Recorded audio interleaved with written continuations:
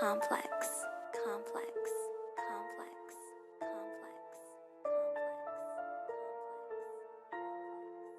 Now first up, the Mate 30 and the Mate 30 Pro are a similar sort of size. They both sport a nice bit of curved glass around the back, but around front they are different. Huawei's Horizon display on the Pro model curves around the edges of the phone almost a full 90 degrees, whereas you get side bezels there on the standard model. It's a much more flat screen. Around back, they look pretty similar at a first glance. You get this halo ring design. The camera grille is almost flush with the back of the phone. It does jut out a little bit, unfortunately. The shape and the position of it kind of reminds me of the old Lumia 1020s, which I absolutely adored, so that's good.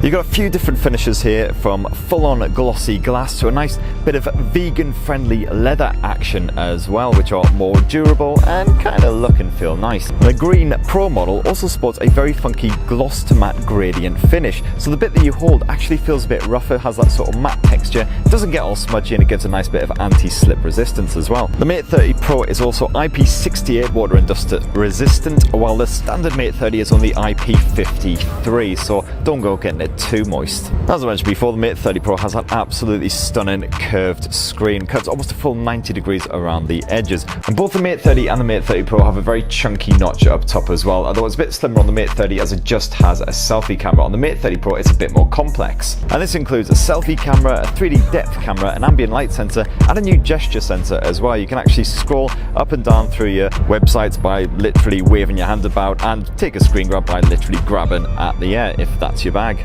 More excitingly, the auto screen rotation is actually based on eye tracking right now on the Mate 30 and the Mate 30 Pro, instead of just using the internal phone sensors. So if it detects that you're looking at the screen in a horizontal fashion, then that's exactly what will happen. No more annoying auto screen rotating while you're lying in bed when you don't want it to. Now as for that display, the Mate 30 Pro sports a 6.53 inch OLED panel, whereas the Mate 30 is a bit bigger at 6.62 inches, still an OLED screen. Mate 30 Pro has a slightly stronger resolution, 2400 by 1176, compared with the Mate 30, which is 2340 by 1080. The aspect ratio is also different as well. The Mate 30 Pro, it's an 18.4 by 9, whereas it's a more stretched 19.5 by 9 on the Mate 30. Both phones support DCI P3 HDR, and also they've got that anti-blue light filter as well for an easier on the eye experience. Apparently that's stronger on the Mate 30. Now up top on the Mate 30 you'll also spy a proper earpiece, whereas that's missing on the Mate 30 Pro. Just like the P30 Pro before, it uses that acoustic vibration for when you're actually in a call.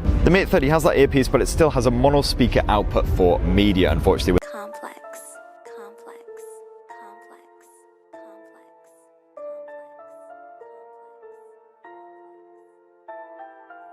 complex, complex,